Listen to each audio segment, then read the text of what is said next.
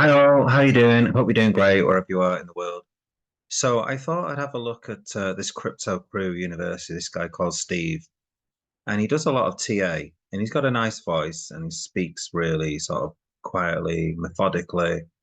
And what he tends to do is he talks about the facts and things like that. And Take this to recover. Because again, once we recover and finally get a debate, forget this. So he has all these charts, right? So this is like the Bitcoin charts, and he's going through like the phases, okay, 2012, 2016, 2020. And he's got all these like the flagpole, flag, first phase, second phase, halving, and all of that. Okay, so in previous videos, he sort of said, this is going to happen, okay. So these are the facts, okay. And that's how he kind of presents the graphical interpretation of Bitcoin and how it's gone throughout the phases. He talks about the RSI and things like that. So he just sort of says these are the facts. I'm just presenting them to you. Okay, so they all the same thing, golden crosses here and stuff like that. But the thing is, this time it is different. Okay, you might argue that inflation has messed things up and things like that. Okay, but this time in this phase, we're very much looking like, although it hasn't happened yet for the US dollar, we're very much looking like a all-time high is going to be reached before the Bitcoin halving. Okay, so if you look at the halvings before, so this is the halving, nowhere near the all-time high. The all-time high is up here. Okay, so it's miles after, well, miles. It's like hundreds of days. I think it's about 100 days. I think after the halving that you get the all-time high. But now we're looking at in this particular in the 2024 cycle, uh, we're looking at a higher Bitcoin price before the halving. And so this time he's sort of put his hand up and said, "Oh, looks like I could be wrong here." Okay. Now the reason why this kind of stuff really annoys me is because these figures, this TA, it all looks like solid sound proof, but this is only like several years. It's only a few years, and yes, this stuff has happened, but I don't think you can sort of base future events on what has happened in the past. And clearly, that has kind of gone wrong to some extent already because we're going to get an all-time high. We're pretty 99.9% certain that we're going to get an all-time high before the Bitcoin halving. So I don't like the fact that he sort of presents these videos to say, I'm dealing in facts. So, because when he keeps on saying that, it kind of gives the impression that what's going to happen in the future is going to be exactly what's happened in the past. That's how he kind of presents these videos. And so this is why he says things like they're lying to you, because what he says is, we predicted the bottom, we had all the facts, we used the facts, we use the empirical data to spot what's going on exactly, and stop listening to these YouTubers who are just sort of making things up. I'm showing you actual hard data here, hard facts to go off. So I kind of agree with him on those kind of things. I don't listen to YouTubers like me who just ramble on and don't know what they're talking about. Okay, so I would take listen to a few YouTubers. Okay, are they making some sort of sense to you? I mean, that's what you have to think about. Does it make sense what they're kind of saying? And listen to several YouTubers, but don't sit in an echo chamber and just listen to Steve or listen to Invest Answers, James from Invest Answers, or listen to Ran from Crypto Banter or whatever. Don't just listen to one person. Get a few ideas and think, well, yeah, that makes kind of sense. And I like the idea of what he's talking about here. So have a few ideas, okay, or get a few ideas of people and formulate your own opinions, i.e., do your own research effectively, okay. But I personally don't like this kind of stuff where he goes and looks at past uh, performance, okay, and then sort of says, well, these are facts, because he kind of gives the impression that this must happen again, in my opinion. I feel that's the way he's going. So he's holding his hands up and I was like, oh, I think I've got this one wrong, kind of thing. Oh, he doesn't actually say that though. He doesn't say that. Okay. But he just sort of says he holds his hand up and says, this time it looks different. And the thing is, you've got to get the real data, the real thing that is different is these ETFs. These ETFs, in my opinion, just blow all this out the water. And this is my opinion, okay? So Steve's got this other opinion, in my opinion. He talks about these videos that he does. And he says, well, these are all the facts, okay? The thing is, in 2012, in 2016, in 2020, you didn't have ETFs, okay, that were going to massively distort the amount of Bitcoin that is going to be available to buy, okay? That is a huge difference. Plus, also, the halving, yes, does massively reduce the amount of Bitcoin. You think about going back to 2012 and 2016. So I think, what is it now? I think 900 Bitcoin are getting produced at the moment in 20 now. Okay. So in 2016, 1,800 Bitcoin were out. So in 2012, 3,600 Bitcoin were coming out every day. That is a massive amount. Okay. So the amount of Bitcoin that is getting released is massively reduced. Okay, you're going from like 3,600 to like 450 now. So 3,600 in 2012 to 450. That is a massive reduction, especially when you've got these ETFs that are eating away at all this Bitcoin. Now, I think the whole situation would be even worse. As when I say worse, I mean the Bitcoin price would be higher if we didn't have all these Sam Bankman-Fried kind of stuff that's coming off of that still.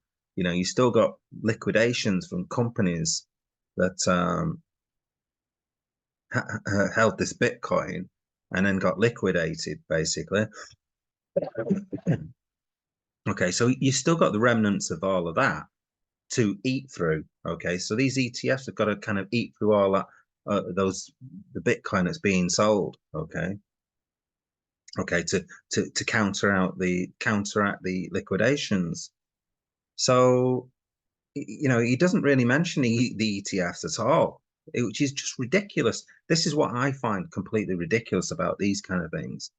And the reason why he's doing this, he doesn't sort of mention the ETFs, is because what he doesn't make his money on is sponsorship and things like that. So a lot of people like Ran will make money from sponsorship by advertising different platforms and things like that, which is fine, okay, to an extent, okay. I only like that kind of thing if you're actually using those products and you're going to use them anyway, that you then promote them and get a fee for promoting, for showing how great the product is. Okay, I've got no problems with that kind of thing. That is fine. But this, if you go to his website, if you look at the fees, so you got things like indicator bundles and stuff, and course bundles, Financial Freedom Academy. Okay, so you got these prices, and to me, I think they're massive, really high. I mean, I haven't got the money for this.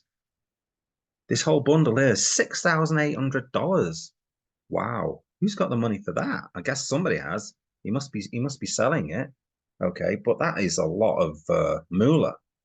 Okay. Um, but I just don't see how these indicators are going to help if the driving force behind these is ETFs. And that's what he's kind of saying here. He's saying the driving force isn't that. He's saying the driving force is that these factual graphs, basically. Yes, these are factual, as in these are historic. Okay, these are historic graphs. These actually happened. Nobody can deny that the all-time high was here and that kind of thing. That's it. That's historic data. Okay, and that's precisely what it is. Historic. Okay, it's not futuristic data. Okay, it's not something that you can necessarily 100% apply to what is going on or what is going to go on in 2025. So all of this, for me, is just a waste of money. Nobody can predict the future. Nobody can predict it. And I feel like he's kind of implying that he is going to be able to predict the future by saying, well, this happened here. It did this next, it did this next. Okay. Well, it's already not done something. Okay. It's already broken all-time highs before the halving. And the reason why it's done that, in my opinion, is because of the ETFs. Okay. They're buying up Bitcoin like there's no tomorrow. All right. And that's going to continue on. I can't see it ending personally, but who knows? Okay. I mean, because they can buy and sell.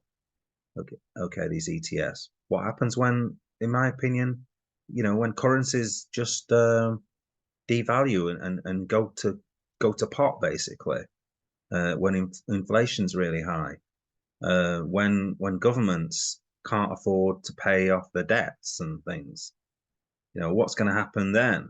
People are going to want to believe in something like which is based on mathematics and not be able to change by governments. Okay, distorting and just printing off new money.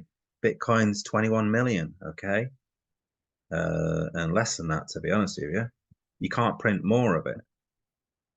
And when we get to a certain point, there's hardly any new Bitcoin going to be created. That's why this halving is really important, because the amount of Bitcoin that's being produced is halved, obviously, every 4 years. Okay, but the difference, okay, not the percentage difference. Okay, is it a percentage difference? So, like I was saying before, going from 3,600 to 1800, okay, 1800 to 900, 900 to 45. The difference is getting smaller each time. Okay. So in another sort of 8 years, it's not going to be as big a difference, but the amount that's coming out is going to be so much smaller. It's going to be so much closer to zero. Yeah. And people are going to be fighting for it. And that's why I believe there's going to be a Bitcoin crunch where you're going to get to a point where it's not going to, companies aren't going to have it. These Kraken, Binance, Coin Market, all these different companies, these exchanges aren't going to have the amount of Bitcoin that Fidelity wants, that BlackRock wants, that people buying ETFs want. Okay. And that's going to be the driving price, not whether we're in this particular part of the market or not, in my opinion. And so I think all of these signals and stuff kind of just get blown out of the water. Anyway, that's my kind of rant on Steve from Crypto Crew University. I think he goes on about so-called facts, which are just historic events. All right. Yeah. Historic events are facts. Yeah. 1066, 1215, signing of the Magna Carta. Yeah. These are historic events.